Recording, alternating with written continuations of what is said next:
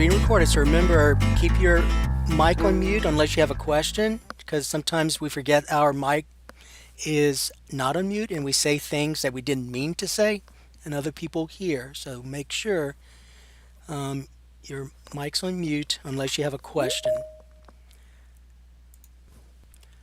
All right. Later in the evening possible because Y'all, that's the please, only day Miss when I'm gonna be Robertson, available. your mic, thank you. It's Sorry. okay. Okay. All right. Now, these are the STCs without DRC access. I'm going to go ahead and expand this. So these are the schools: Capital Elementary, Crestworth Elementary, EBR Readiness High School, LaSalle, Liberty, and River Oaks. Those schools, the SEC does not have access because the principal still has not submitted the STC information. A Google form was sent to the principals by Cynthia Sampe maybe a month ago, and we still have not received that information. Whenever we receive that information, that's when you get access to whatever you need. So these STCs, they don't have access to DRC Diagnostic Interim, and Mary probably did not give them access to Illuminate. So that must be completed. So if any of those STCs from those schools that listed here are in this training, you'll still be able to get into the Canvas course. You just will not be able to create any test sessions until your principal submits that Google form. Okay, so I'm going to go ahead and move that out of the way. So we're done talking about this. Any questions on this before I delete this? Everyone okay? All right, so I'm going to go ahead and X out of this. Don't save. Okay, now here's the agenda for today. I'm going to go ahead and expand this. All right, so today we're going to talk about creating test sessions and printing test tickets. Very similar to what you've done in LEAP testing, for state testing, same idea. The prerequisites, though, for this training, and I mentioned that to you in an email, the prerequisites for this training is this. There are three of them. Either you attended the overview of LEAP 360 that was given on August 6th, or you watched a recording. And the recording is also in the Canvas course. Number two, you completed task one. So once your principal submitted that Google form, I then gave you access to DRC. And so task one was to make sure that you do have access to Diagnostic Interim 2425 in DRC. And then number three, which is important, is you began working on task five. Someone, let me find out who's not muted. You began working on task five. And so task five was where you had to provide online accommodations to students needing accommodations. Um, I'm, okay, so I'm trying to find out who is not muted. I think everyone is muted now because I heard some background noise. Okay, all right. So whenever you're creating test sessions, remember you cannot put students if they need accommodations, you cannot put students in a test session until you place their accommodations. For example, text to speech. If you put a student in a test session and then you go in and put their accommodation text to speech, the computer will not read to them.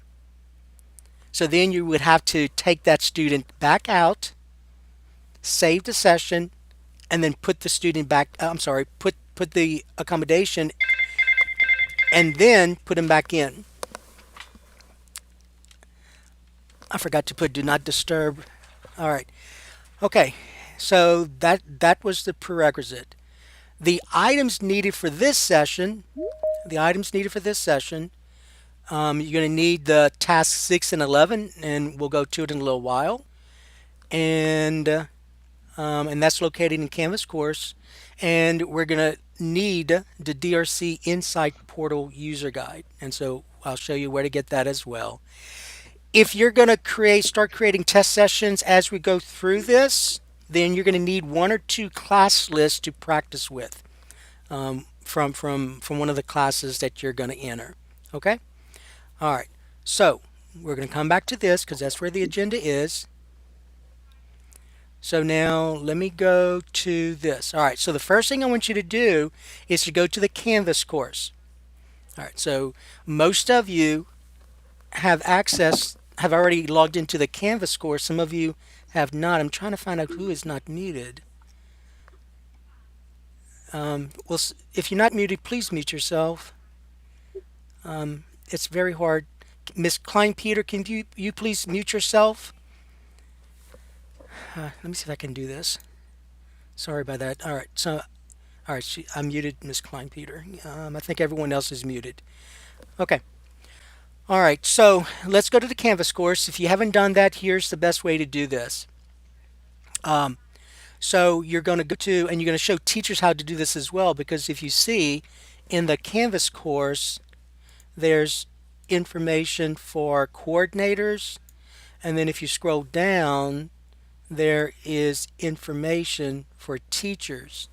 And teachers need to be able to get to this Canvas course because there's all kinds of information for them. There's reports, there's information on student reports, multi-level reports for teachers, and then information on how to find those reports. There's teacher task right here. So far there are 2 teacher tasks that they need to be working on.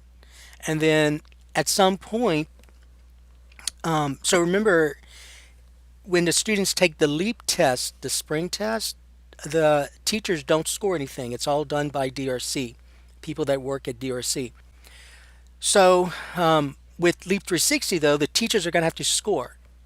There's like 2 or 3 writing responses in the diagnostic that they're going to have to score. So teachers are going to need this information on educator scoring. All right. So that's in the Canvas course. So here's for teachers, here's probably the best way to get to, and even for yourself, you're going to go to, let me take this out the way. All right, you're going to go to EBR Schools, so ebrschools.org, and then you're going to go to right here where it says EBR Resources, right here. Just click on that. And then when you click on that, you're going to see quick links right here. So you click on quick links up here. And then the Canvas course is right here. So when you do that, now one of the other things we're going to talk about, and that's going to be important, is this SIS support request. So someone's probably going to ask a question in which we're going to talk about this, the SIS support request. So that's how you're going to get to this request. But the Canvas course login is right here. So let's click on the Canvas course. And so if you're not in the LEAP 360 course, right here, if you haven't joined, then here's how you join. And the teachers can do it this way as well. You're going to go to, when you get in the Canvas course, when you get into Canvas rather, you're going to go to this little part right here that looks like a book. So you click on the book, and you're going to go to all courses up here, and then you're going to browse more courses, and then in this little box you just type in LEAP 360 and then enter. And then this should be the only thing that probably should show up, LEAP 360 EBR, and then you just click on join course, and so you're in. All right, so any questions on this? So your math and ELA teachers should be joining that course because there's information for teachers in the Canvas course. All right, so any questions before we move on? So make sure you're in this Canvas course now, all of you. There's 33 on here. So make sure you're in this Canvas course. All right, so for today, though, we're going to be looking at task 6 and task 11. Task 11 is needed because when I open task 11, that's the one that talks about printing test tickets and the student test rosters. And you're going to get that from the user guide. And we're going to look at the user guide, and that's going to be on page 77. So before students can take the diagnostic, they're going to need their test ticket. Just like if you've done leap testing before, just like with leap testing, they're going to need their test ticket. The thing about the diagnostic, though, versus versus the leap testing, is that with leap testing, you had a test ticket for each of those sessions, if you recall. You had session one, you had to give them a test ticket. You had session two, you had to give them a test ticket. You had session three, you had to give them a test ticket. In Leap 360, when you look at those test tickets, there's only one test ticket for all three sessions. It's the same test ticket. So it's a little different from the Leap testing. So with Leap 360, there's just one ticket. All right. Okay. So then that's task 11. We're going to talk about task 11, and then I'm going to go back to the home page. And then the other thing you're going to need is task 6. And so when we look at task 6 right here, look at task 6. Task 6 is the one that talks about creating test sessions. And so just make sure you're reading all of this. You're going to need this file, creating a test session and adding students. Then there's information on how to edit a test session. So in our Monday meeting, and some of you may be on here, we're also on the Monday meeting. On our Monday training, there was one STC that put in the wrong form number. So we're going to talk about the forms. There's some tests, there's some content areas where certain forms have to be given. So she put in the wrong form and had to go back and edit. She also had to go back and copy. So there's a part here on copying a test session. And so probably some of you have already started putting in test sessions, and you may have put in the wrong form. So that's where you're going to have to, in that case, you're going to have to copy a test session. But we're gonna go through that. Hopefully, I shouldn't say that, but I'm sure there's at least one person that did that. So in here, so if that's the case, then we'll practice with that person. All right. So that's things that you're going to need when you're creating and adding creating a test session and adding students. Now again, before you add students with accommodations into a test session, you must put their accommodations first, and then you add them. So we're going to talk about that as well. All right, so that's the two main tasks that we're going to look at today. Any questions at this point? Okay, everybody okay? Yes. Mr. Doze, good morning. This is Miss Dickerson at Uh-huh. McKinley Elementary Magnet. Where do we find We're out going to talk what about that. That's forms a good question. We'll talk each about that. grade level takes? Okay, okay, because this is like leap in I August. understand. This is a lot. Are you the STC? All right. So you I know that the am. STC, you're going to be doing most of the work because you get the stipend. All right, but you still have a Yeah, but backup though, okay. right? It's just So a the little backup, early. yeah. So I do listen have a carefully. backup. You have an STC backup and you have a Leap 360 backup. So you have two other people that can help you. So y'all can be working together. Just be cognizant of the fact that you're the one with the stipend and they're not. Okay. Yeah, but you have two other Thank you. people that can help you. It's not gonna be that bad. You'll be Thank fine. you. All right, Okay. you're welcome, Ms. Dickerson. If you have another question, just go ahead and ask. Okay, so let's go to Ms. Dickerson's question first. Where are those forms, right? Because before you can create those test sessions, you have to know where those forms are. All right, so let's do this. So Ms. Dickerson, I'll just go ahead and answer your question right now. So you can go back to the home page. They're located in Canvas. All right, now um, the there are different forms for the diagnostic and there are different forms for the interim. Okay, Before you start creating test sessions, it is very important you know which form to use. So that's just right here, Ms. Dickerson. See in the Canvas course where it says diagnostic test, which version do I give? All right, so let's go ahead and look at that. So which version do I give? So I'm going to click on this,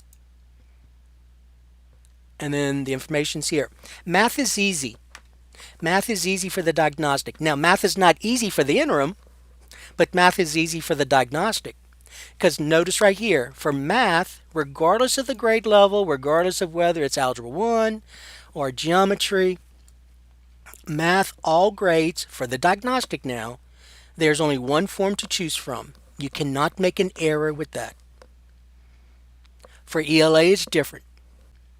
For ELA, it looks like for grades 3, 4, 6, and 5. So grades 3, 4, 5, and 6. The curriculum department wanted the diagnostic to focus on expository. For grade 7, 8, and high school, the curriculum department wanted the diagnostic, the writing response, to be argument.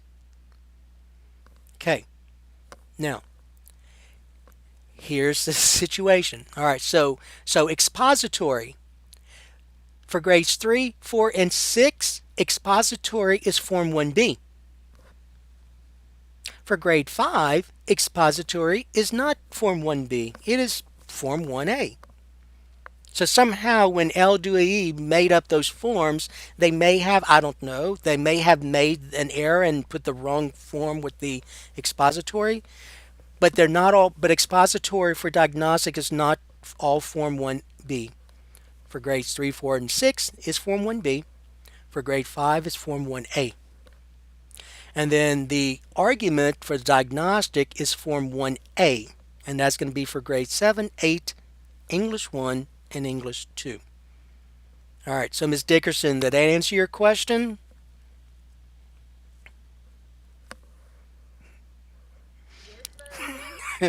Yes, sir, it does. It's just I didn't know where this You're information welcome. was. I Just keep greatly asking appreciate that. questions if you need to. Yeah, this is Okay, more thank you. informal than formal. All right. Okay. So everyone knows where to find those forms. And then when we do the interims, when we do the workshop for the interim, we'll go to the interim forms. But right now, don't look at the interims because then you'll start getting confused. Just deal with diagnostic for right now. Now remember where those schedules are. So I'm going to go back to the home page.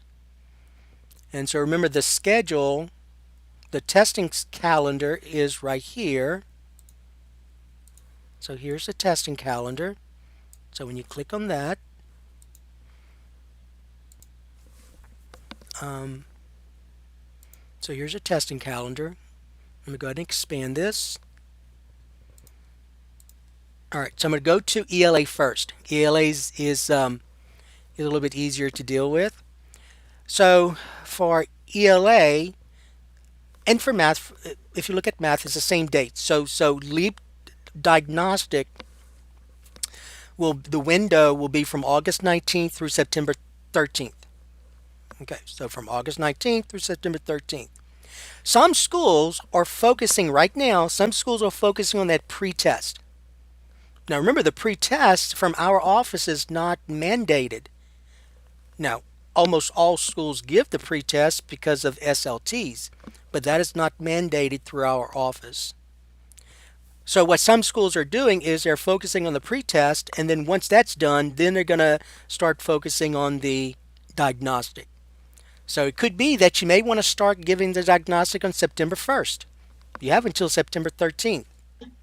So Ms. Dickerson, that can give you a little time to deal with all this stuff. So you don't have to start the 19th because your principal probably wants to use the pretest for SLT. So focus on the pretest first if you need to. Okay?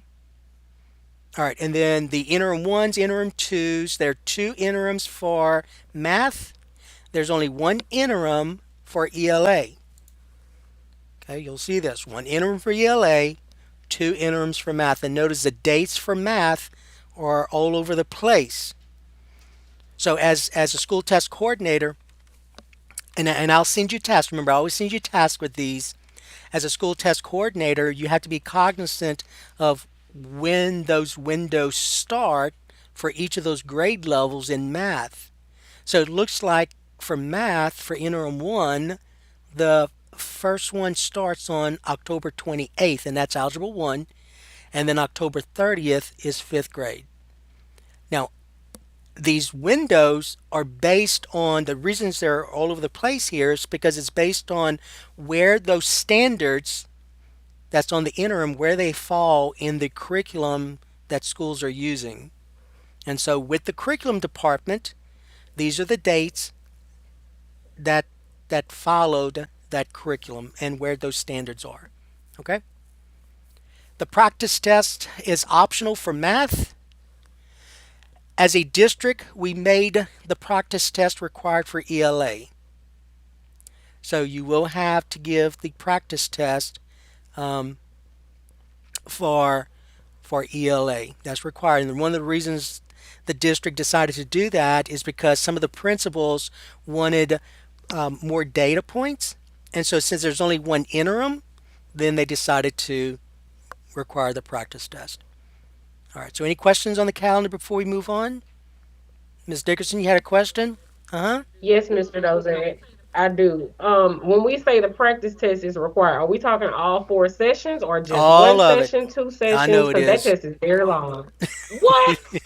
you're Oh, you're okay, are they going to break however it you want to do up it. You don't into have to give it all in sessions? one day. You look the window. See the window? February 3rd to the 14th. I understand, but how will What do the you mean? students see it? Like when they log into DRC, is it going to No, show you all give them four no, you sessions give at them the once, test or tickets and then they put in their username and password and then and they gets into that session. so? Okay, so it'll be like Leap. It's a Now for different test practice ticket tests for I each don't know that. session. I know that for the diagnostic it's all one ticket. But it'll say session 1, session 2, session 3.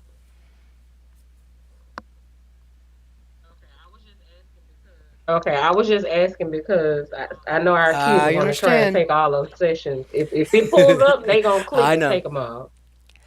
All right. Yep. Okay, Okay. thank you. Um, okay. So before I get out of this page, anything else? All right. So going back to Ms. Dixon's point here, I don't know if the practice test, if there are different tickets for each of the sessions. I do know, based on what we talked about Monday, that for the diagnostic, there are 3 sessions. All of them are the same ticket. That we did see that. Miss James, you had a question? Elizabeth? All right, so I'm gonna go ahead and mute her. All right, so I'm muting you, Miss James. If you did have a question, come back on. Okay, no, Sorry, I you're did fine. You're not. good. I apologize. All right, so I'm Yeah. gonna go ahead and X out of this. All right. Okay. Now let's see where we are in this agenda. All right. So let's talk about creating test session. Okay, so if you were not one of those schools I listed earlier, then all of you should have STC. The STC should have access to DRC Leap 360. You are required to give that access to your backup and to the backup 360. So you when you did in the forms, you had STC, then you had STC backup, then you had DNA backup, and then you had Leap 360 backup. For STCs, I need you to give access to the your STC backup and your 360 backup. Those are 2 extra people that can help you. Use those 2 other people to help you. Okay, so now we're going to go to DRC. All right, so to get to DRC, you're going to do this. You're going to type in la.drcedirect.com. All right, so let me go ahead and type it out on a Word document. So LA. So I'm going to give you a few minutes to do that. So you're going to type in, let's see, all right, you're going to type in la.dr, oops, drcedirect.com. All right, so go ahead and type that in the address bar and then enter. If you're doing this correctly, you should get this page to sign in. If you forgot, uh-huh, Excuse me. I'm sorry, Mr. Dozat. I'm speaking on behalf of Miss Grimmer. She put a question in the chat that, and it might be important before we get in. If you put the accommodations in for the students for yes, diagnostic, do you have to yep, they don't re-enter those? follow. Okay. Diagnostic and interims are separate. Yeah, you're welcome. Thank you. Thanks for that question. I normally have the chat open. For some reason, I didn't have it open. And so Ms. Dickerson is not very happy with what's going on right now, Ms. Dickerson. I want you, before we leave, Ms. Dickerson, to put a little smiley face at some point, okay? All right. Okay, so let's go. If you forgot your password for DRC, if you got your password for DRC, go ahead and just click on Forgot Password, and then you'll get a link in your email. Your username is your EBR email address. Thank you for putting the little smiley face, whoever did that. Um, so your username is your EBR email address. If you've got your password, go ahead and click on Forgot Password. Okay? All right, so let's go ahead and do that.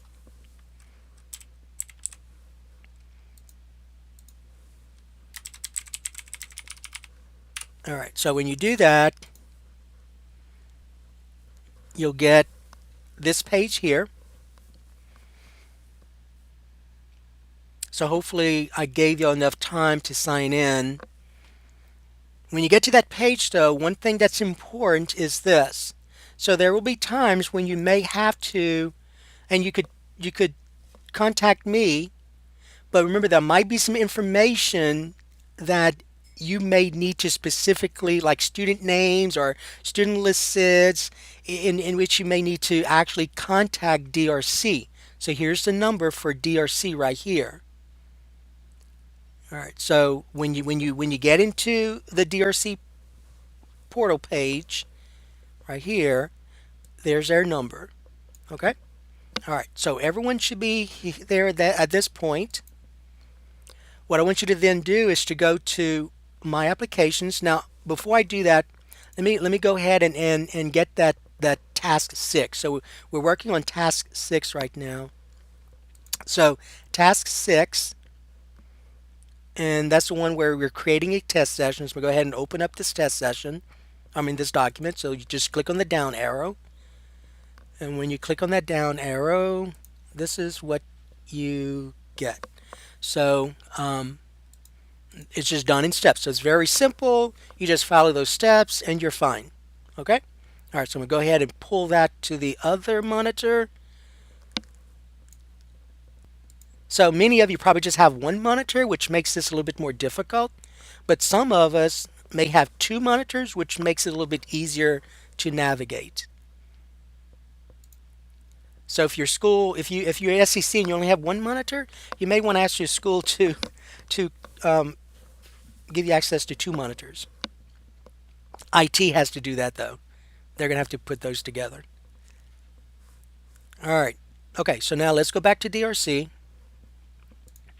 Okay, so step one. So I'm looking at that document that I just pulled up. Step one, we're going to go to all applications right here. We're going to go to all applications right here.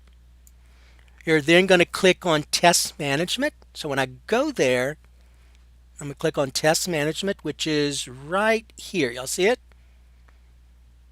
All right. Now let me say one other thing before we move on. You remember in the actual LEAP test, you have to do test administrators. With LEAP 360, you don't put any test administrators. Remember when I told you to give access to your teachers? What role did I tell you to give them? Does anyone remember? What role? No, what user role though? User, Teacher, thank you. Teacher. You teacher. must give them teacher role, not TA role. Don't give them test administrator role. Give them teacher role. When you give them teacher role, they automatically get that educator scoring because they're going to need that educator scoring to go and score those responses unless you want to do it for them. All right, so you give them teacher role. Now, they at that point though they don't have access to those reports because they're going to need those reports to drive their instructions. So remember, this is formative. This is not a summative test. It's a formative test. So teachers need to use all that data that's in DRC to drive their instruction. So one of the tasks I told you there was one extra role you had to give those teachers, one extra permission. What was that other permission you had to give them? Do you remember? It's three words. The first one's yes, View dynamic, that's correct. view Thank you. dynamic View reports. dynamic reports. So that was the other one they need. If you don't give them view dynamic reports, they're not going to see those reports. And then you, as an STC, are going to have to spend all that time getting those reports for them and then sending it to them. All right, so make things a little bit more efficient for yourself. Give them that view dynamic reports. All right. Okay, so then you're going to go to test management, and then you're going to see this. All right. So, uh huh. My, I have a question. So if you do forget to give them view dynamic reports, um, at some Yeah. point, can you go back and Yeah. So you're just going to give do that to this. them? Watch. You're going to go to user management, and I'm going to go ahead and use your name. So you're going to type in the person's name, and you're going to say find user, and then you go to the action menu right here, right? And then you see right here where you have interim 24-25, that teacher's going to have that, except the role, instead of saying school, what will the role be that you're going to see? What do y'all think? This is a teacher.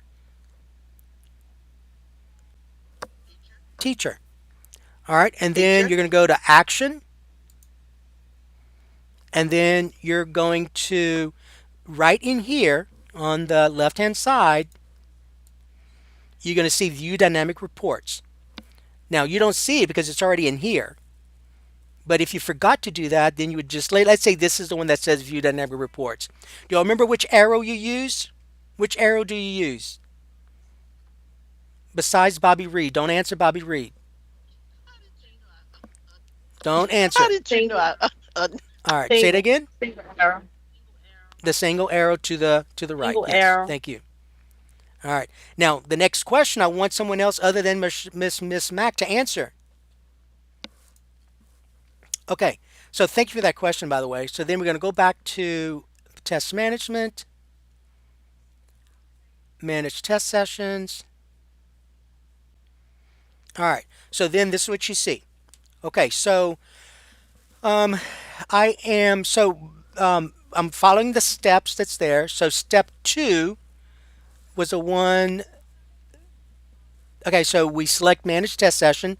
Then step two says for administration, choose the one that says diagnostic interim.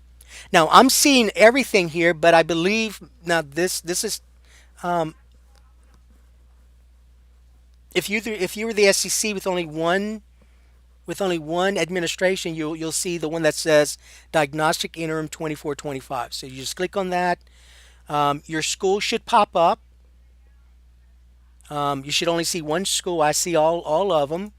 I'm just going to keep it at Terra High School. And then you're going to scroll down. You're going to scroll down to create a test session. You're going to scroll down, and what should I click? Anyone besides Miss Mac? Thank you, Ms. Add Dickerson. Add sessions. sessions. So you go to add sessions, and then this is what you see. Okay. Now here's the thing. So remember when you do the actual state test, let's say a teacher has let's say 25 students, and five of those students require accommodations. What y'all did was you created accommodation sessions. You created a session where you put, let's say, text to speech in one group. With Leap 360, you don't do it that way because remember, teachers need to go in and get that report. So they want a report just on that class. So with Leap 360, you're going to put all the students in one session. You're going to put all the students for that teacher in that one session right here. Okay. Miss Donald, you have a question? Hey, Michael, I do. What if we have a class, we have like our math classes or mixed grade levels? So like we have sixth and You seventh could put them graders all taking in one seventh set. grade math, Miss let's Donald, I say. would suggest this. I know I stopped your question. I'm sorry, but you want to this teacher this teacher wants a report on that class. So let's say I'm an Algebra 1 teacher teaching period 1, and there are 6, 7, and 8th grade students in that Algebra 1, right? You want to put all those in one session because that teacher needs that report. But what test are they Oh, taking? Like if a sixth and seventh graders in seventh grade math, they're going to take okay. this. The sixth So graders will take the I sixth understand grade what you're leap in saying. the spring, and the seventh graders will take the If seventh grade. if those students are taking Algebra 1, you want to make sure they're taking an Algebra 1 test. So are you saying that you have a 6th grade student who's taking Algebra 1? Is that what you're saying? We do Then have that a sixth student needs grade to take student the taking Algebra algebra one. 1 Yes, test. correct. But what about leap 3 through 8? Like I was saying, we have sixth and seventh graders taking seventh grade math. So in the spring, the seventh graders are going to take the seventh grade math test, but the sixth graders are going to take the I sixth grade math understand. test. Does that make sense? I know. Should I just create Yeah, I maybe would two do separate this test then. sessions for that? So listen. I'm glad you brought that Okay. up. But Mr. in Josette. most situations, that's not going to be the case. Hold on, Bobby. In most situations, it's going to be the case. Here's what I would do. The teacher needs data for her class, right? Because that student who's a 6th grader is taking 7th grade math, right?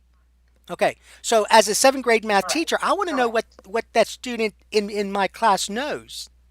So I can use that to drive my instruction because that Right. student is going to need it next year. Right. Right. As a school, you may be Okay. interested in knowing, well, that student is going to be taking the 6th grade test, the 6th grade leap test, right? So then you may, as a school, Correct. decide, well, I'm going to have that student take the 6th grade because I need to know what standards from that 6th grade that student still has trouble Right. with. So then maybe for after school tutoring, remediation, things like that, I can still help that Yeah. student. Okay, so listen carefully. Okay.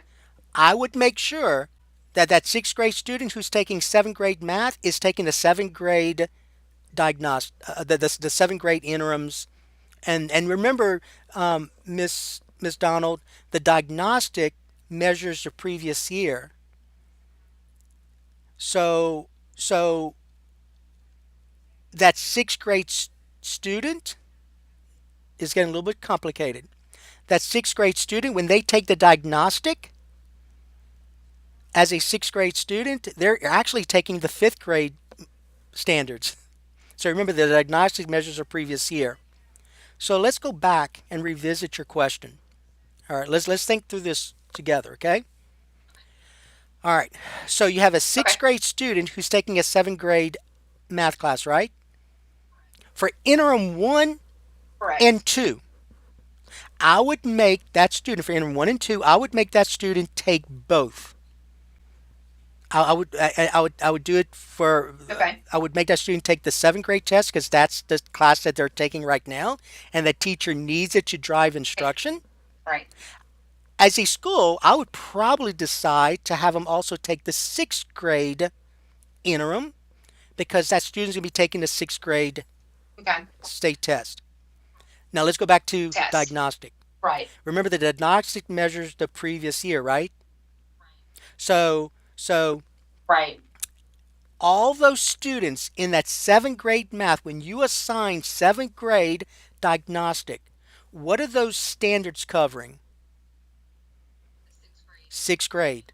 So I'm The asking you sixth this: grade do you curriculum. really need to give that sixth grade student the sixth grade diagnostic? Yeah, Right. so Right. even I for the understand what you're saying. diagnostic, you really just need to have that sixth grade student take seventh grade because that seventh grade measures the sixth grade. Got So it. you have some more information for that sixth grade student right there. Does it does that help Right. you? Okay. I appreciate your help. Okay. Now Yes, that makes for total interims, sense. you could I would do Thank you. both as a school. For diagnostic, just do whatever period they're in because it measures the previous anyway. Okay. Yeah, no one's ever asked That that sounds question great. I before. So appreciate it. thank you. Bobby had a question. Bobby. All right. So Mike. Uh huh. Go ahead. I had a statement, Michael, not a question. As far as your kids are concerned with the LEAP assessment that's given in April and May, again, the eighth graders have an option as to take Algebra 1 or eighth grade math assessment, or they could take both. But sixth and seventh graders, they don't have that option. They're required to take the sixth grade LEAP, even if they're enrolled in Algebra 1, and they still are required to take the Algebra 1 assessment.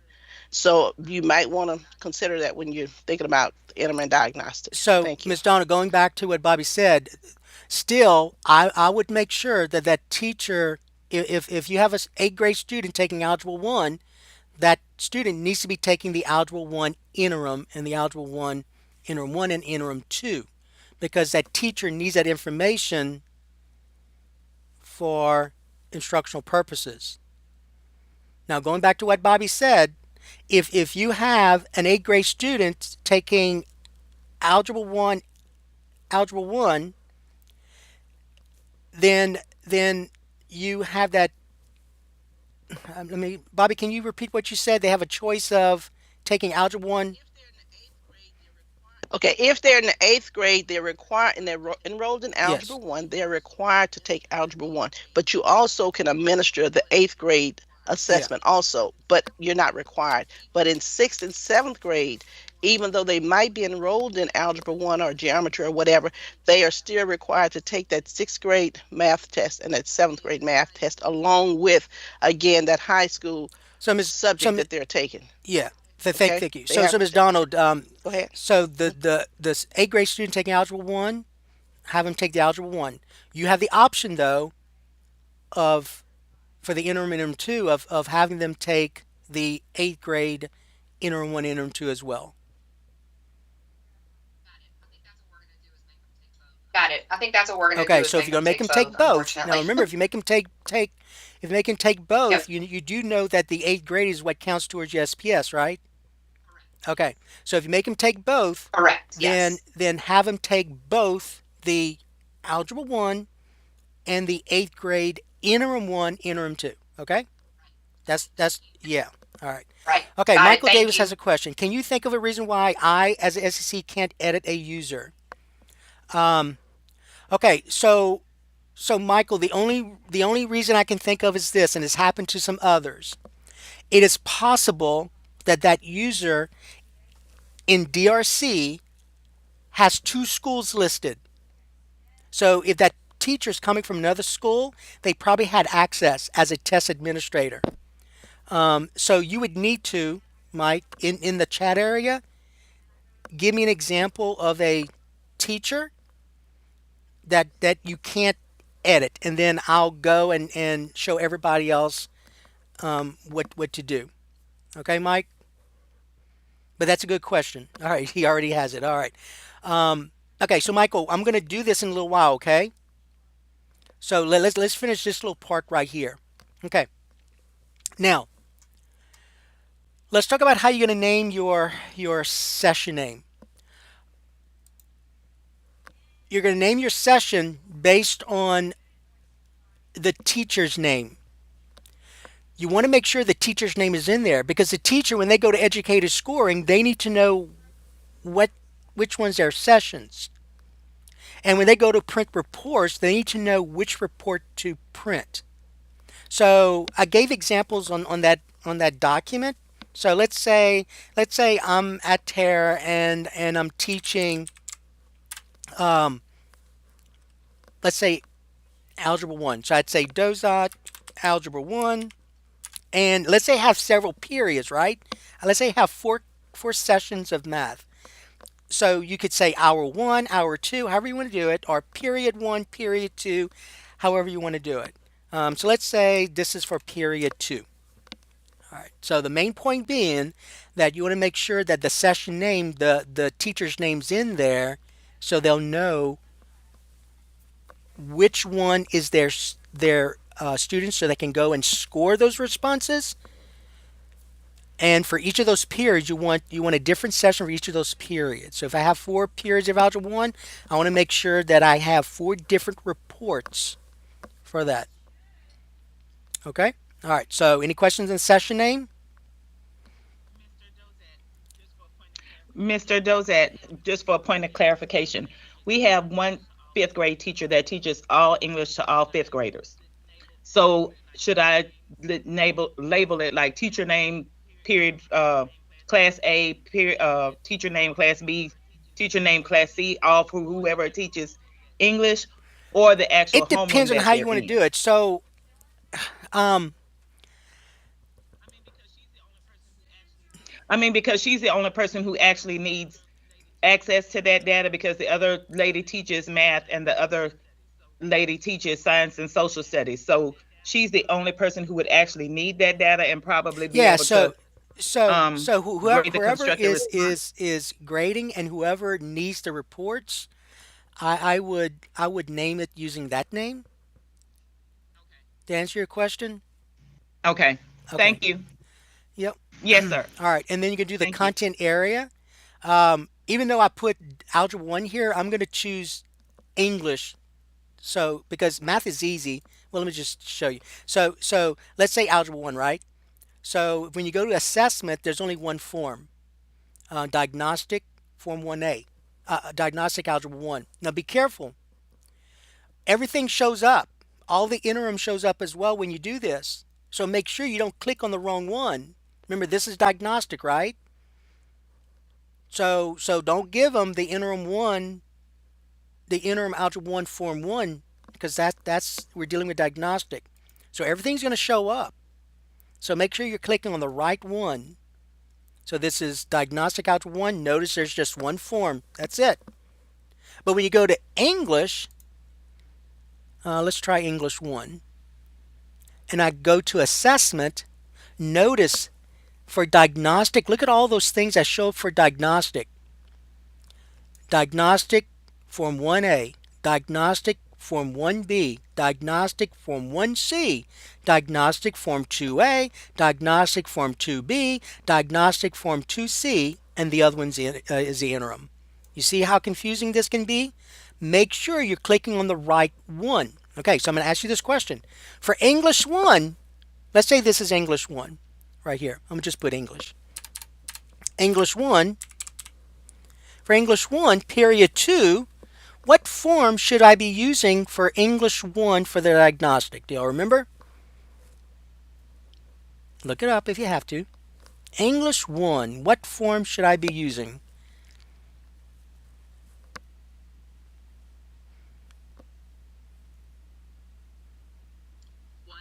1A, you verified that? 1A. Okay. Yes, it All right, says good. 1A Thank you. on All what right, so I'm going to version click do I on give? diagnostic English 1 form 1A. Make sure you're using the right form, because remember, this is a free platform. EBR is not paying for this. This is free. You make a mistake and students start taking those tests, DRC is not going to delete those students. They're not going to do it. So you're stuck with all that data in there. And when the students come to take the actual test, they won't be able to because they already have stuff. So just be careful. Be very careful. All right, anything with an asterisk is required. So know that you can't do anything with the mode because it's automatically online. Leave the dates as they are. Leave the dates. This is what it defaults to. So it defaults from July through June of next school year. Don't change the dates. Leave the dates as they are. Okay? So that's how you're going to fill in that information. And then, all right, now I'm about to click certain things with students showing up. So I'm going to have to blur this information. But some student names are going to show up. Um, Elementary school is probably easy to deal with here. You can just filter by grade level because probably a third grade student taking third grade English, they're all third grade students.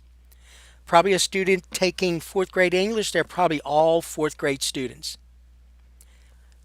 In middle, probably the same thing, except if you're at a like Miss Donald's school where it's a mixture. So you would have to filter fifth grade, you would have to filter sixth grade, and so on. High school is a little bit more complicated. There's a mixture. Because in high school, in Algebra 1, you have students in grade 9, grade 10, grade 11, grade 12 taking Algebra 1. The same thing for English 1. You could have a mixture there. Miss Mack, you had a question?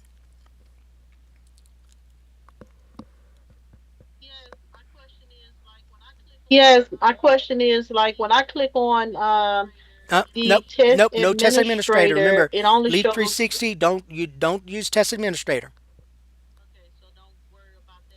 No. Okay, so don't worry Nope, about that at all. you want all those teachers to have Okay, teacher thank you. access, not TA access. Okay? Okay, Now when you do the okay, actual Leap okay, test, thank you. that's when you're going to start doing test administrator. Does that answer your question? Yes or no? Miss Mack, you good? Okay, you're welcome. All right. All right. So, um, this is high school. So let's just so what you're then going to do is you're going to have your class list. Let's say this is Dozide English 1 period 2. So I'm gonna have I'm as a STC, get your backup to help you, and get your Leap 360 backup to help you. You want to have that class list. So let's say I have 25 students in that class. It's a mixture. I could do one of two things, by the way, y'all. I can search by the student's last name, and I don't think I was going to put Dozat, see if there's any Dozats in the district. I can search by the student's last name. There's no Dozats in the district. Um, let's see if I do Davis. Davis. Okay, so um, I forgot what school I'm at. I think I'm at Terra. So at Terra, there are no students' last name with Davis, but you can search by the last name, right? And then click on Find Students, and those students will show up. You can do it that way. You could search by the student's LACID if you want to. Yes, sure. Michael, can I ask a question? Do you think because you have grade 6 and you're in Terra that the kids won't show Where up? do I have grade 6? Oh, That's oh, what where it says yeah, that, yep, grade. yeah. So let's do it again. Thank you. All right, so let's do grade 9. And let's do Davis again.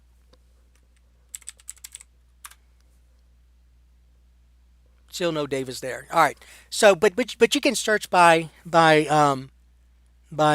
last name. If I take the year off, so let's just do all, right? I can go to all, and let's do Davis again, and then let's find students. It's at all grade levels. Let's see if anything shows up. All right, so we have a lot of Davises there, right? Okay, so you can search by last name. If you do last name, what I would do is I would put all here. Is that clear? Because as Ms. Grimmer stated, if you do a let's say if you do a grade level, if you keep it as a certain grade level, maybe those there might not be any Davises in that grade level, but there could be Davises in the district. I'm sorry, in some other grades at that school. Okay, and then you could find the student. Once you find the student, you then click that single arrow pointing to the right, and then now you have a student in there. So then you type in the next student's name. So you could do it that way. It's a lot of work, right? But you could type in by student last name and even their first name. Just be careful. Some of our students' names are hyphenated, so you may need to put that hyphenated name in there. Because if I just do DA, I don't think Davis will show up. Let's see if I just do DA, student's last name. I think it has to be exact. Actually, it does. So you can do partial names here. You see that? You can do partial names, and all the names with DAs show up. So you could do it that way. If the student has a hyphenated name, you could do a partial name.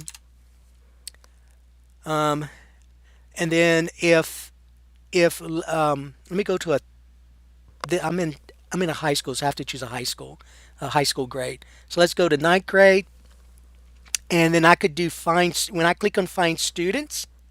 When I click on find students, so all of these students here, let me point to it. I'm going to ask you a question.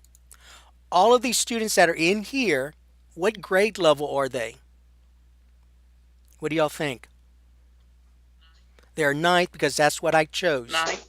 All right. So let's suppose that this is an English 1 and most of those students in that class are ninth grade students.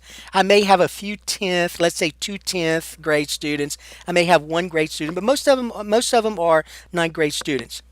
So then here's what I would do. I would have their class list, and then I would go through that class list and I would start highlighting names. All right, now watch.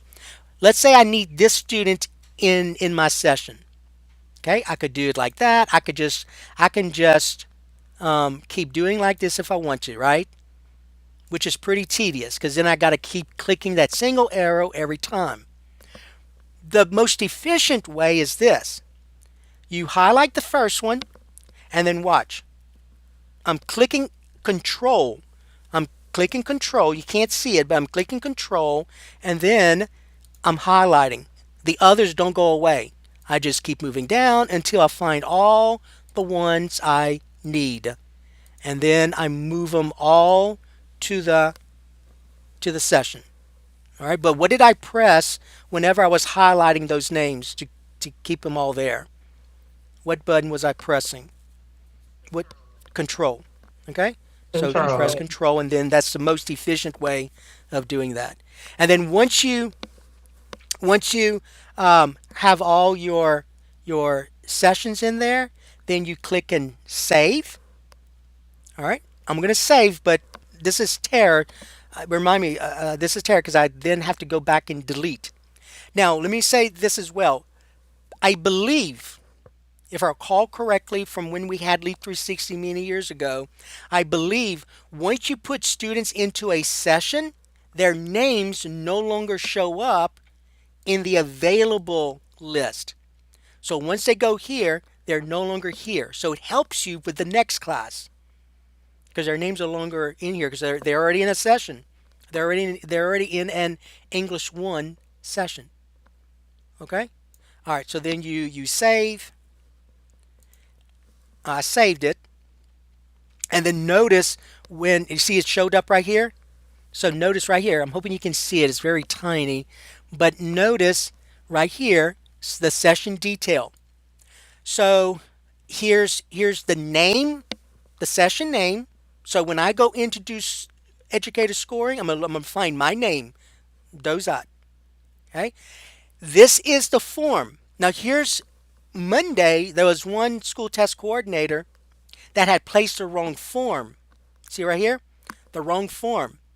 Instead of using, let's say, form 1A, that person, let's say, chose form 1B, which is incorrect. So then that person had to go and fix this. I'm going to show you how to do that. All right, but your sessions show up here that you just created. Okay? Now, listen carefully. Before you ever start printing out tickets, and we're going to talk about where to go to print out these tickets, but before you start ever printing out tickets, make sure that this column right here, where it says assessment, make sure that that form listed is correct for that um, session name. So if this is an English one, I need to make sure that this assessment title right here says English 1, Form 1A, not Form 1B, not English 2, Form 1A. It needs to be English 1, Form 1A. You have to make sure you go through all of those sessions. If you have 20 of them listed, you got to make sure that an assessment that's listed here is correct for that session that you created. Otherwise, those students will be taking the wrong test, okay? And DRC will not delete anybody. This is a free service. Okay, any questions? All right, now, let's suppose I do go back and I figure out, oh, this should have been a Form 1B, right? Y'all following me when I'm saying that? So what I have right now is that those students are taking the wrong form. So I got to fix it. Okay, so Michael says this. Michael says that the students still show up in the list once you put them. All right, well, I thought they were not going to show up anymore, but Michael says that they do still show up. So that's going make it a little bit more harder on you. But you do have, I know I keep saying this, you do have your STC backup and you have your 360 backup. But yeah, I thought they went away, but they don't. Thanks, Michael. And Mr. Ramsey says, They show up, but I think oh, they have like an okay. asterisk in front of their name, Yeah. and that shows like you Is use like Michael, is they're that what's already showing in a up as yours? That little session. asterisk? I know it shows up for leap testing. Okay. Yeah, for Leap, I haven't All right. created Well, these yet. I'm not sure for this. Michael says it's not like leap, Miss Dickerson. He says his does not show an Elizabeth James says that hers do not show an asterisk. So, okay. Um all right. Okay, so let's suppose I made a mistake. So let me show you what to do. All right, now listen carefully. So right here, I gotta find out where it is. All right, you see this, the one with a pencil? And when I hover over it, it says View Edit, right? Okay, so this right here. So that's the one I gotta fix. I've gotta fix this one right here.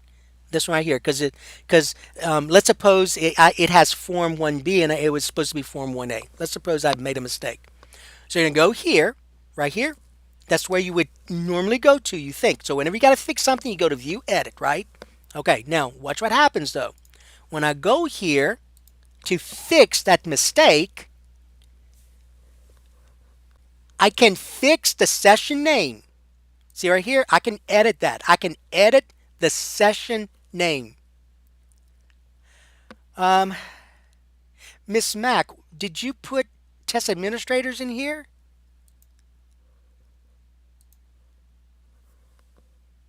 Miss Mac. Okay. Um, Yes. you're putting yourself as a. I'm sorry. Say it I again. put them in as teachers. But this I is put you. them in as You have teachers. that um that session. Oh no, that's did I do that? But when I created that session, I didn't pick a test administrator. So I'm a little confused as to what's happening here. Okay, because this is the one I created, but I remember I didn't pick any test administrator. But that's okay, um, because the teacher should still have access to those reports anyway. I think we're still okay. I'm just not sure why you're showing up when I created the session and you all saw I did not do anything with test administrator. So Michael, when you created yours, the test administrator showed up.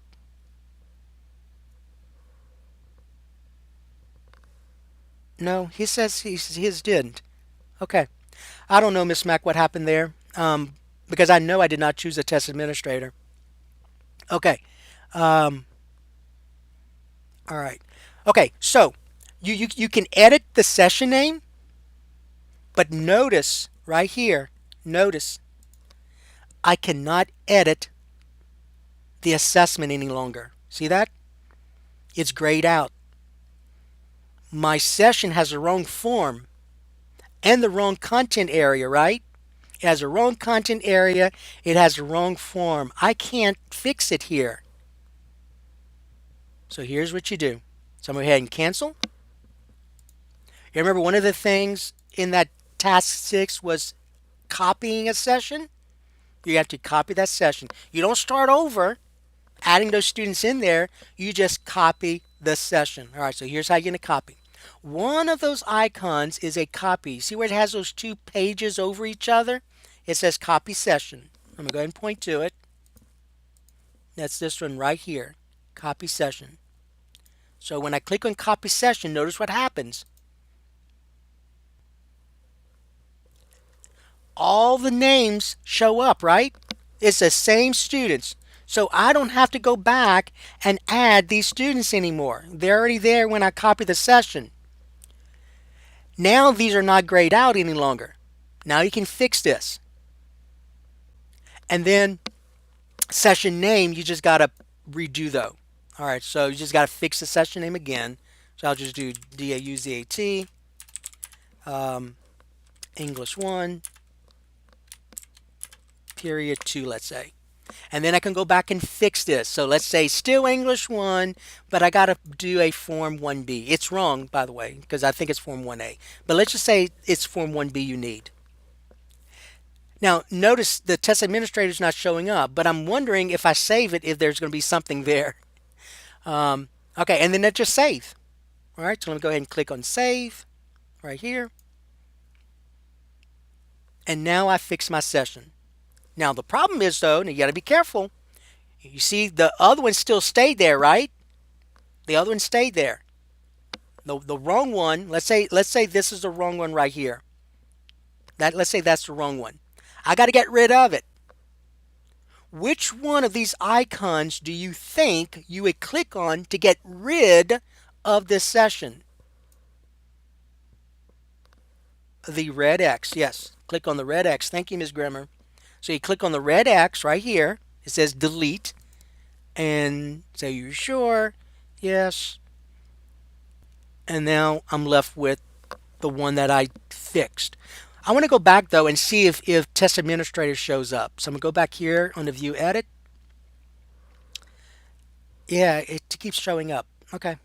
I'm not sure what's going on.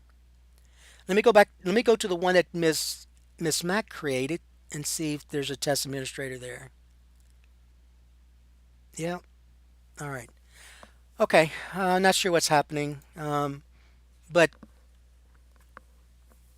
just make sure that the teachers, you put them in as a teacher, not as a test administrator. I wonder, Miss Mack, if it's showing up because you put in a test administrator yourself as a test administrator, so then therefore a test administrator has to show up in that spot. I'm just wondering if that's what happened. Ms. Donna, you had a question?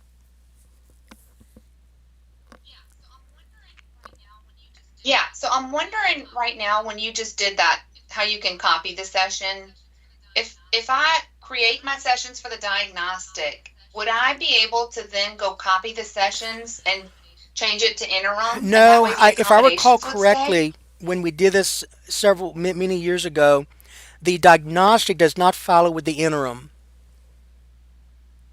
You could try. Let's try it. Well, no. Let's try it. Okay. All right. So let's do this. So let's suppose now I want to create the interim. Right. Same students. Correct. So I'm going to go right here. I'm going to go to copy right here. Yeah. Same class. So we're going to try it out. I'm going to copy, and then so then interim, right? So let's say this is Dozat English 1 period 2, and I'm gonna go ahead and just put interim 1 like this, I1 for interim 1. All right, English 1, and then let's see. All right, so here's the English 1 interim. There's only one form, so you cannot make a mistake with the English for the interims. There's only one form. Click it. All right, same students, right? All right, so let's see, Ms. Donald. Hopefully it does, right? Same students. All right, so this is the one right here, the last one, right? Right here. So let's go to edit and see what Yes. happens right here. There they are. So I guess you could, right? Yeah. So that's a good thing. Yeah. So All right. Okay. It looks like it's defaulting to test administrator because you didn't click it that yeah. time either, Yeah, and I'm it just thinking I'm defaulted thinking back to that my that name. somewhere in the process you created a yourself as a test administrator and is defaulting to that. Let me do this. Let me do this. Hold on. Let me cancel. Okay, so going back before I do something with you, Miss Mac. So some of you had a question. Can those sessions roll over to interims? You just saw it can. So thank you for that. We checked it out. It does work. Okay. Now, Miss Donald. Now you're at a school where students don't leave, right? You're at a school where students basically stay. Uh, Okay. Well, let's say a we have student students that left. leave. Yeah. Then when you copy, you just click on. Let's say this is a Mhm. student right here. Which arrow do I choose to take that person out? The single The left, single left and arrow. so now that student's no longer in there, and then I save,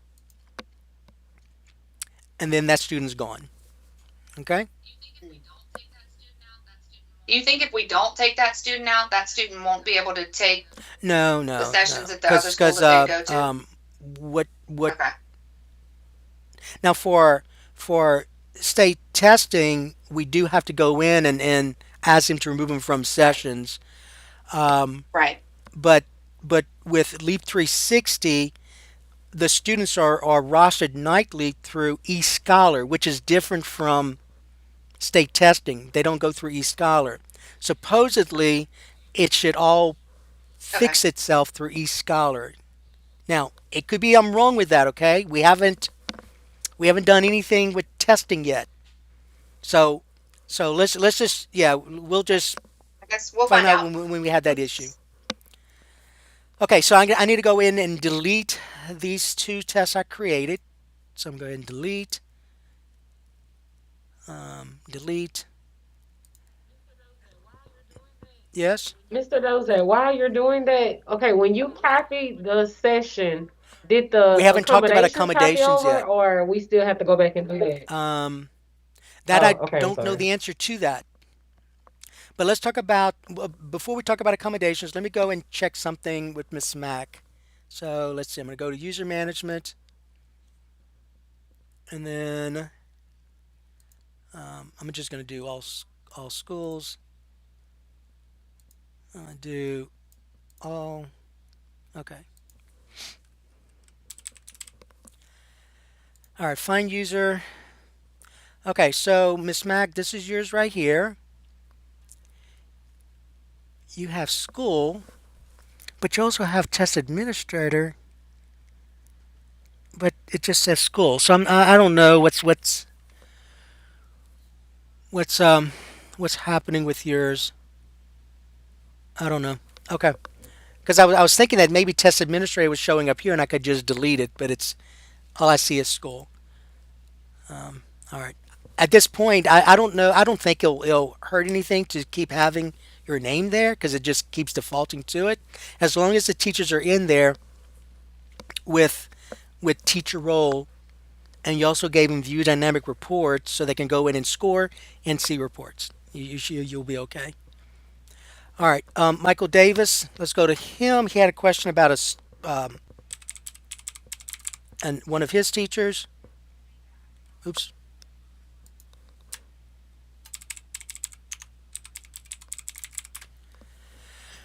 Okay, so I'm going here. All right, so Michael, the reason why you couldn't edit him, are you there? Michael Davis. Okay, the reason why you couldn't edit him is because of this, and it happened to a few other people. That teacher's listed as two schools, Bel Air and Baton Rouge High.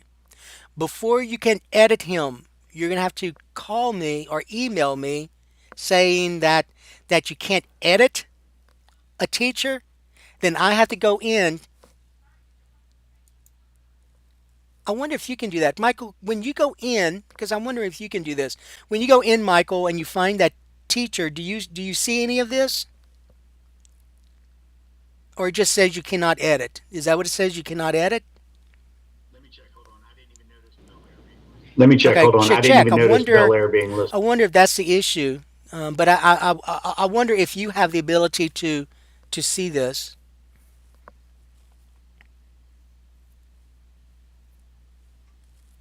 Because if you do, then just go ahead and X out Bel Air, save, and I don't think you need to save this. Just X out Bel Air, and you should be able to then edit. Also, notice, Michael, the teacher still has not done his security agreement, so when he logs in, it should prompt him to do that. Okay, Yeah, nothing shows up so when all I right. go to like try to do the view Okay, edit. so It then just you're says gonna I'm have to not y'all gonna have to authorized. contact me. So what then I would have to do is go in, take him out of Bel Air, and then close, and then you should now have the ability to do what you need. Okay, Michael? You may have to log out, log back in. You're welcome. All right. Thank you, Um, sir. okay, now, any questions on creating a test session? Okay, so let's talk about printing a test ticket. Printing test tickets. So remember, printing test tickets, when you go back to Canvas, that is task number 11. So you have to go to the user guide. I have a quick link right here for the user guide. We need page 77. So when you do that, Ms. Donald, did you had a question? It's okay. I'm sorry, I have so many questions. But in making the test tickets, I was just looking at the like the test setup thing, and I don't see one for the practice Yeah, it's test. Is not that in in a different DRC. I'm platform? sorry. Um, Like for math? test for I'm trying to think.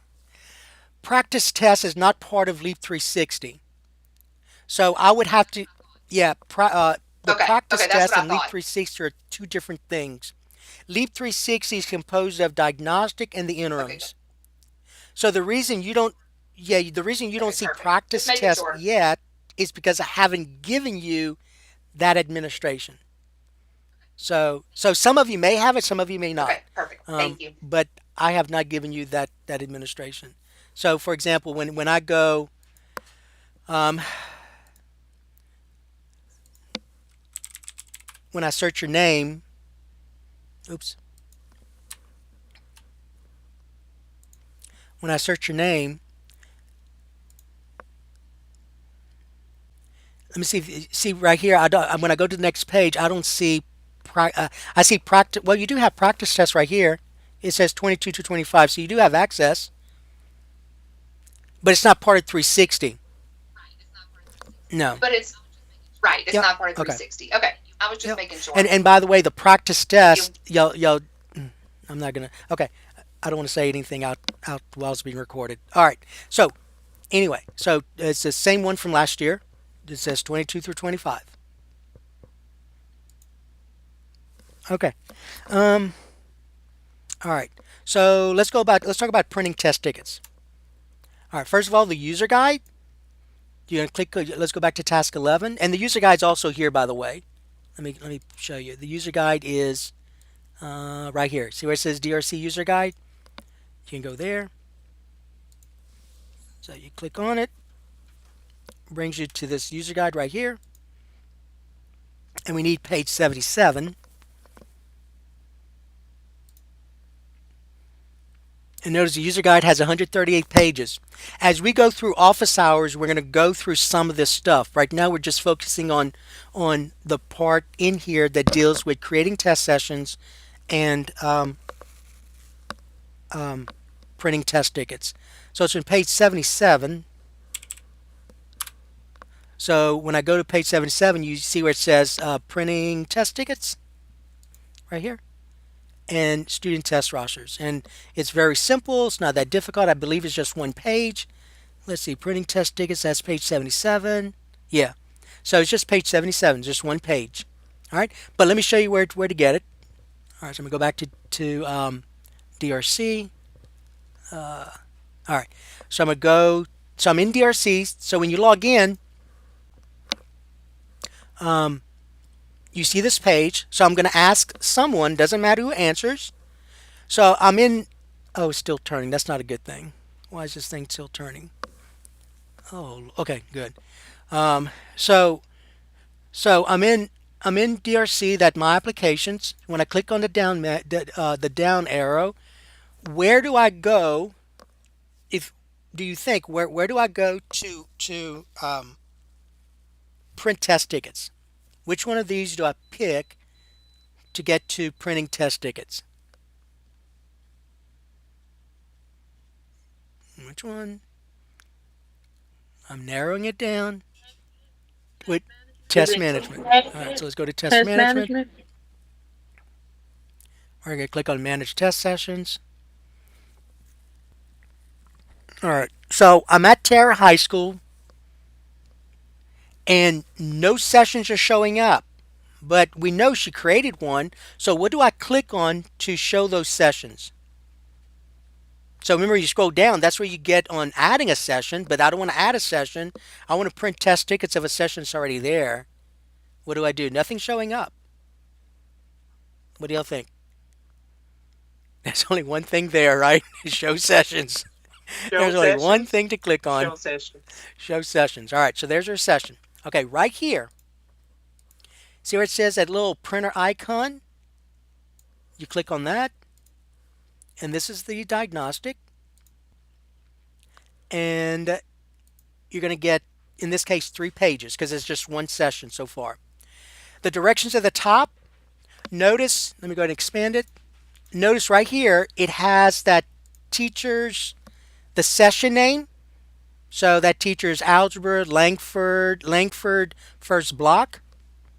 And then there's the assessment, diagnostic algebra 1. Now remember, for math, there's no error you can make. For English, you need to make sure this says diagnostic English 1, Form 1A, or Form 1B, whatever it is. Okay, so always verify this as well. So there are several places you can check to make sure before you do anything, before students actually go to the DRC Insight icon, that you had multiple places to verify that those were correct. All right, but if you scroll down, these are the students' names. So there's only 1, 2, 3, 4. It just looks like there's only 5 names in here. So there's the students' names right here. This right here is their username and password. So when they go to that DRC Insight icon, when they click on that DRC Insight icon, now most of them will probably be using the Chromebook, right? So can someone tell me, just like Leap, like the state test, can someone tell me how a student who has a Chromebook, what do they do to get to that DRC Insight icon? Do y'all remember? Now, if you've never done that before, make sure you take a student's Chromebook and actually go through this process. You go to apps. So it's that little kiosk on their Chromebook at the bottom. You go to apps and then there should be something that I believe that says DRC Insight. Is that correct? Yes or no? Yes. Okay. All right. And then it'll take him to Yes. that landing page, and just make sure they're clicking on the correct one in that landing page, because I think practice test is in there as well. But they don't pick practice test. They want to pick, and I don't know what it looks like. Um, I meant to take a picture of it, but I forgot to do that. But there's several things listed there on that landing page that students see when they click on that DRC Insight. All right, but there's the username and password they're going to need. I don't remember if the password is case sensitive, but notice if it is, all these letters are capitalized. So remember, especially those of you with the lower grades, like 3, 4, grades 3 and 4, students always make a mistake when they log in because they may be using um, uppercase or lowercase when they should be doing uppercase. They also may be entering the letters and digits incorrectly. So you may want to actually type it in for them if they have The wrong one. So David Ramsey says Leap 360 Diagnostic is in orange writing. So I guess on the landing page there's one that says DRC Diagnostic, I guess, and it's in orange writing. All right. So you may want to, before students take it, you may want to see what that landing page looks like, and also have the teachers do that. All right. So that's on that first page. When you scroll down, when you scroll down, these are their tickets. So you could cut them out.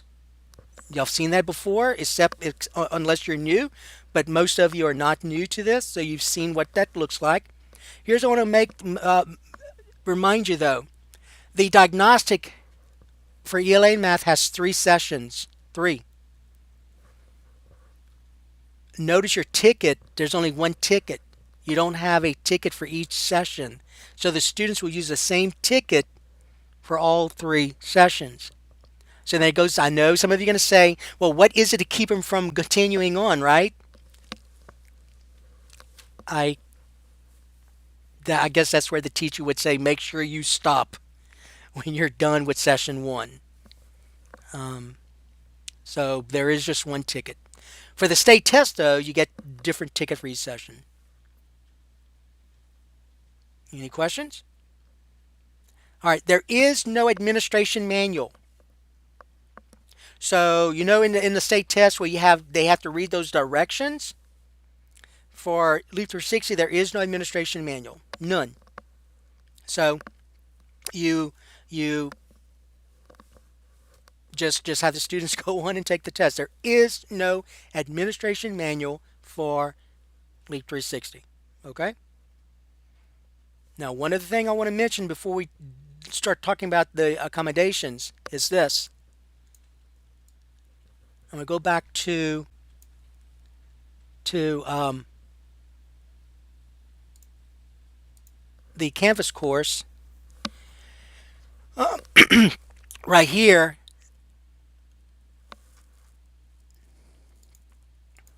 suggested times. Right here, under diagnostic test, suggested times. When you click on this says this: the following resource indicates the suggested times for the diagnostic test.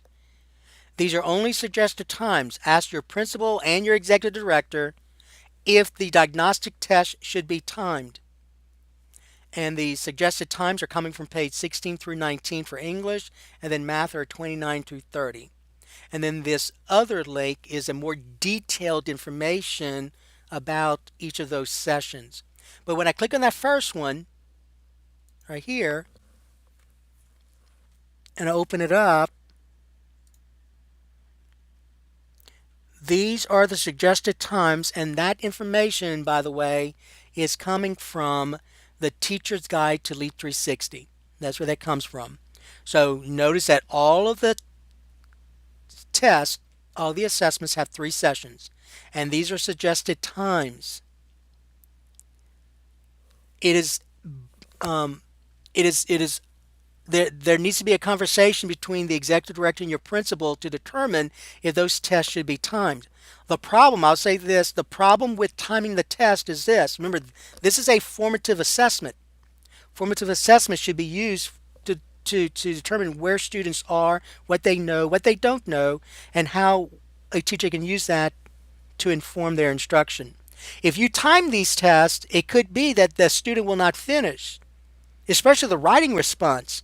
And so then the teacher has nothing, no data to actually determine if that student really knows that standard or not.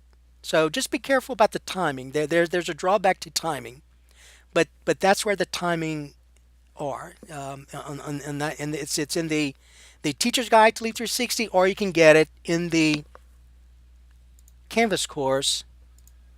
In the Canvas course, let me go back, where it says suggested times for diagnostic. And there is one for leap, there is one for interim as well. Okay. Now remember, if you have hold on, Ms. Ventris, if you have, if a student has accommodations extended time, and you do time those tests. Remember, that student has unlimited time, right? So keep that in mind for your accommodated extended time students. Ms. Venture, you had a question? No, I think you answered it. Because I wanted to know if the teacher wanted to break the session up, just one session, to adhere to those times, could they give it on multiple days? Like, could the child go back and log back Um, into session one to I complete I that? don't I don't um. So you remember on the state test, on the state test, the student must complete the test on during one sitting. I'm sorry, must complete a session during one sitting, right? So I would do the same thing with this. I mean, if you time it, it's only 30 Yes. minutes. Why wouldn't a student finish it in 30 minutes if they're timed? Um, um, I don't I don't know if you'll have the ability to go back and have that student log back in because now at midnight that session locks. With Okay. with the Okay. um, with the Leap 360, you're we're not going to be unlocking any test. Now with Leap 3 with the state test, depending on the situation, we can go back and unlock. But with Leap 360, since it's just formative, just make sure that if you time it, the the student finishes within the time period. If you don't time it, still make sure the student finishes that day. So if the teacher feels that if they give I the next got you. session, the student will not finish in time, then just do it another day. Because I'm not going to go back and unlock any test Okay. sessions for Leap All right. 360. You're welcome. Okay. Thank you. Mr. Ramsey?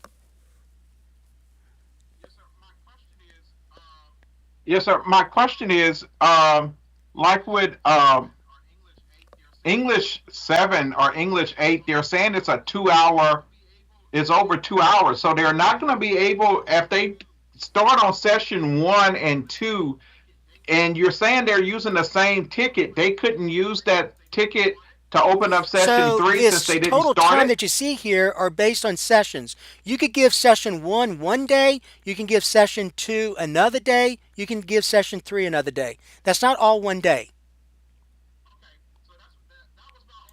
No, that's a Okay, good so that's question. that was my only question, that they could be, that they can come back if they didn't finish, if they do sessions 1 and 2 in ELA, can they Yes, come back the yes, next yes. day and do Yeah, session it's 3? just that like a state Okay, test, when a thank student you. starts session one, they have to finish session one. Yeah. You're welcome. Yeah, Um, but thank you. these are just suggested times from the teacher's guide. Remember, don't put it upon yourself to tell teachers that the tests are timed. Have that come from your principal and executive director. That is above your pay grade right there. That information needs to come from your principal and executive director. The district does not have a policy. It's up to the school, the principal and executive director. But the only problem with I'm gonna just say this: the only problem with the fact that there's just one ticket is this: um, a student can remember their username and password or write it down, right? And then come back maybe in another class and start working on this. There's there's no way to police this, so that could be a possibility.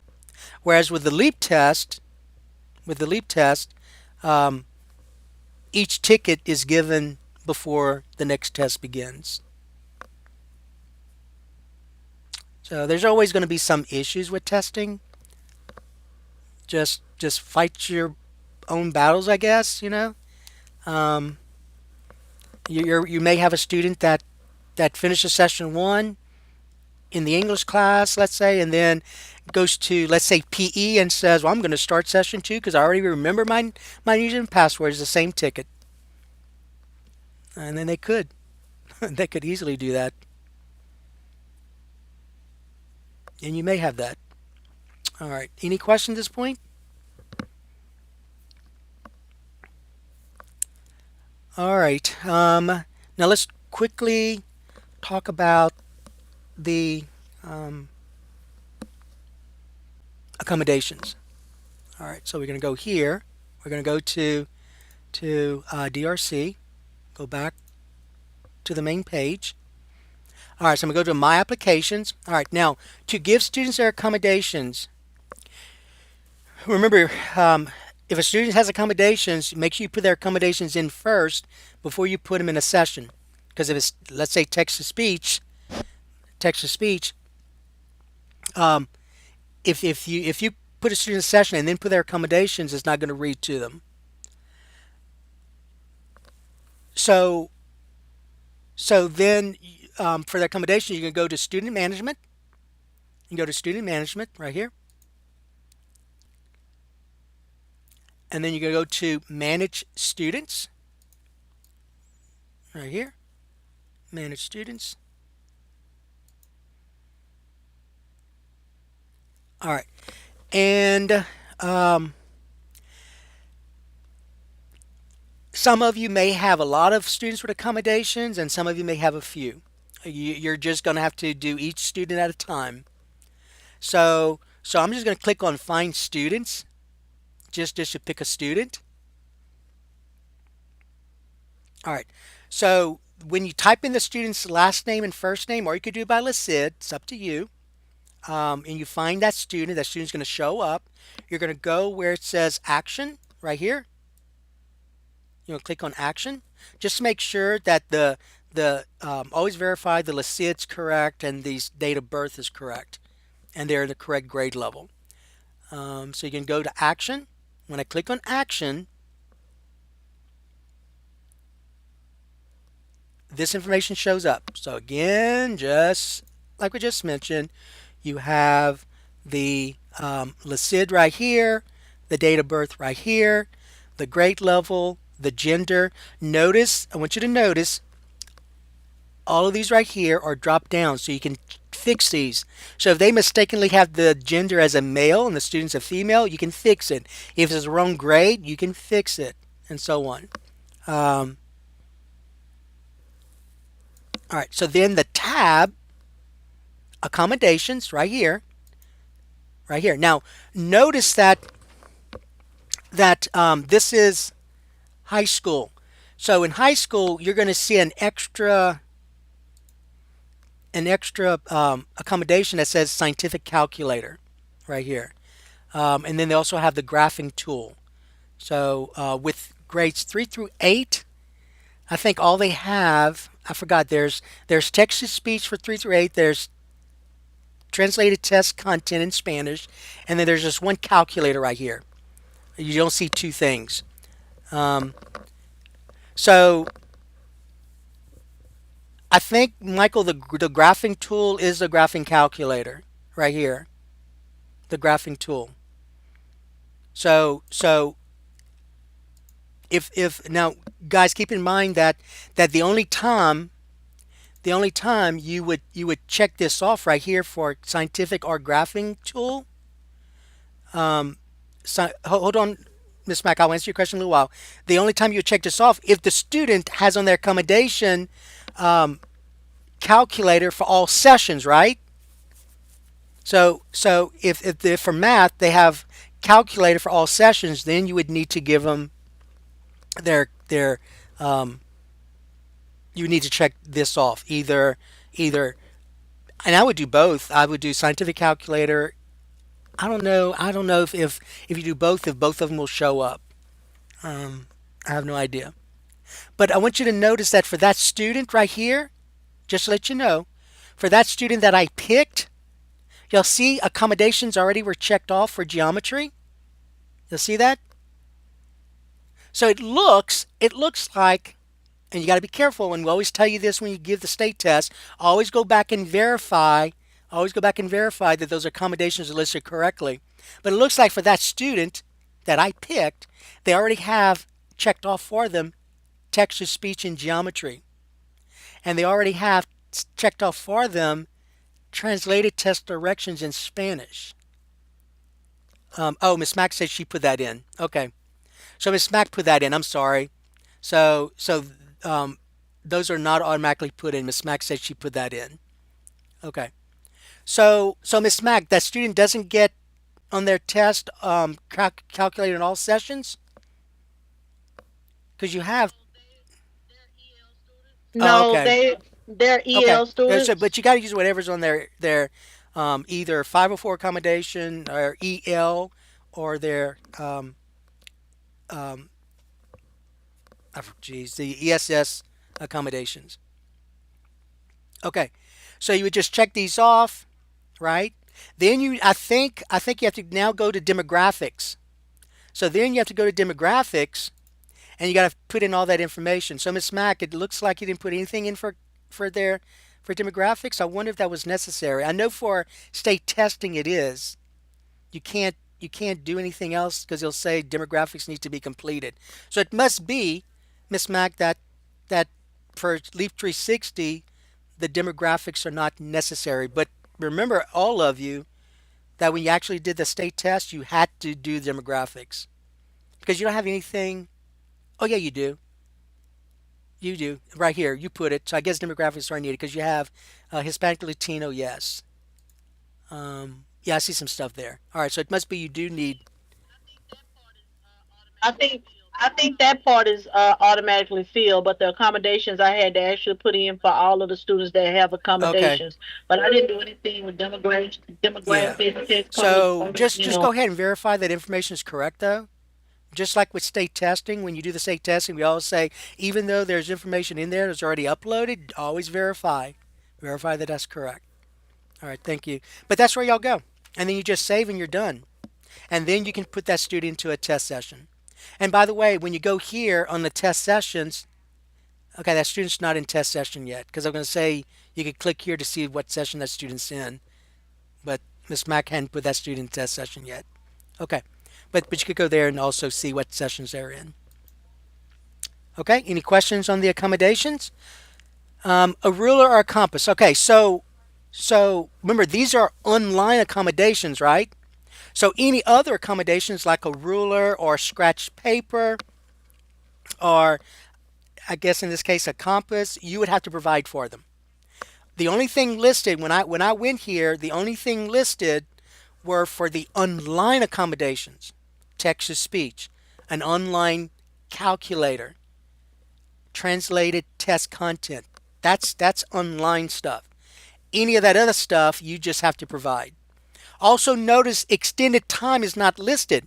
For state testing it was. For Leap 360 it's not, but you still have to provide their extended time and you still have to provide small group. So if a student needs small group, you need to give that student small group.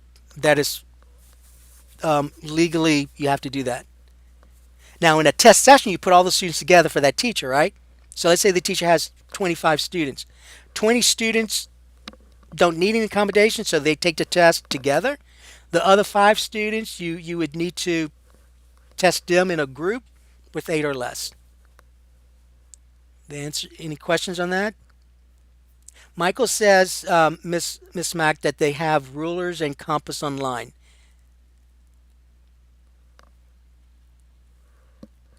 But you can still provide. Well, the problem, Miss Mack, with providing them a ruler with an actual ruler is this. So when they do the screen, right, they're going to be doing that, but that may not be a matchup with the physical part. You understand what I'm saying? So my original question came from I wasn't sure in the accommodations list what graphing tool meant. I didn't know if that was a graphing calculator or if it's Oh the yeah, ruler yeah. and compass that is That's a good available. question. I thought when I can call DRC and find out. But I thought when I saw graphing tool, it was graphing calculator, but they would probably say graphing calculator, right?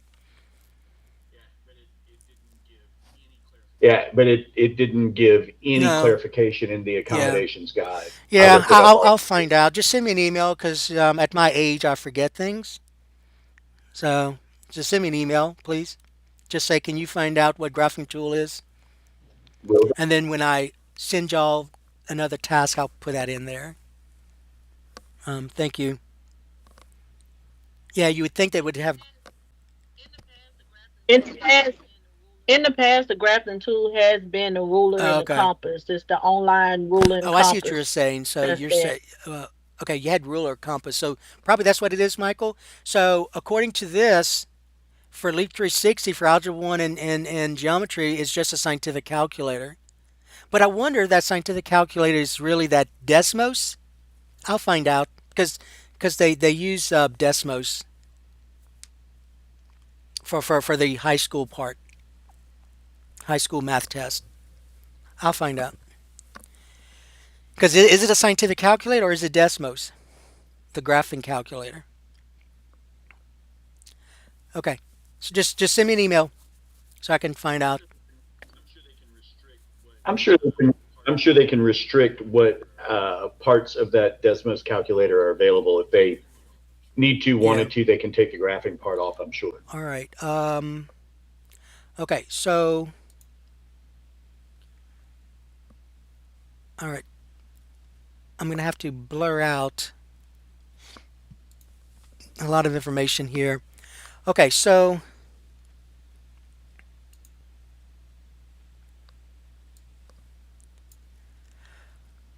okay. We've all right. So we talked about creating test session,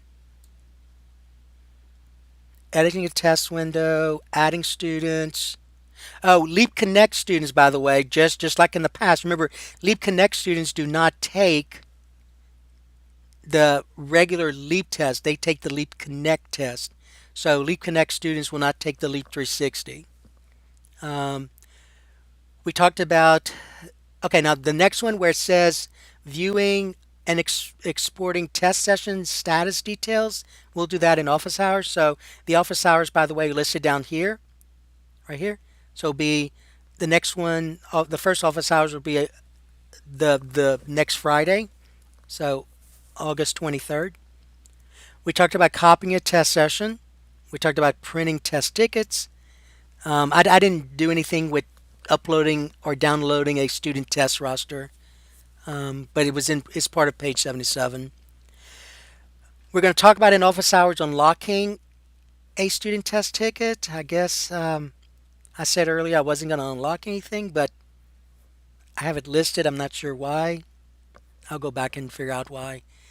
And then there's something called ending incomplete tests. So, like a student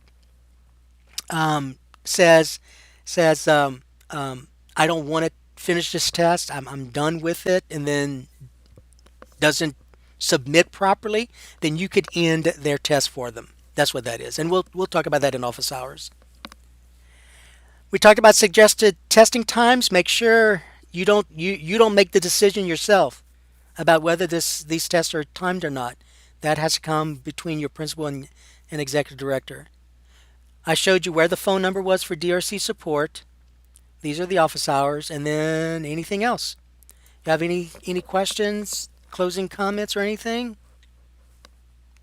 It's almost 2 hours. I said we'd end around 11.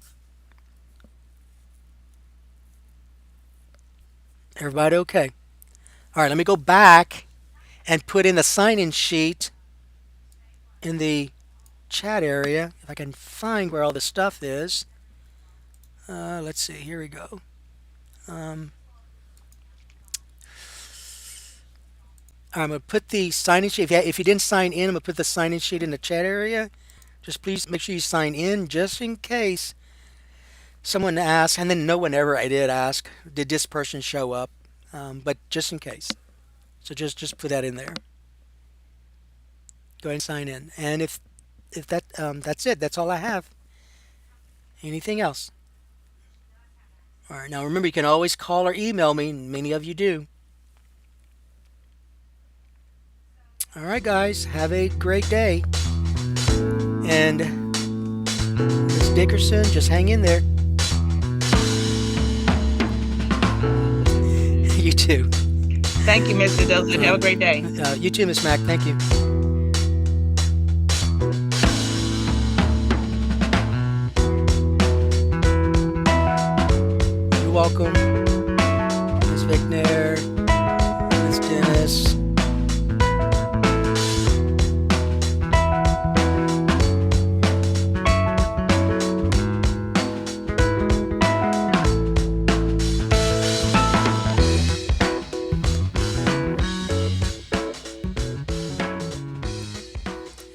Are you still on, Jessica? Okay, if you go here to the Canvas course, see where it says other trainings right here? I meant to say it, I forgot. Other trainings, you click on that, and I'll have it here. So you'll see that the one from Monday is right here with the agenda, and then the one from today, I'll put it here. Okay?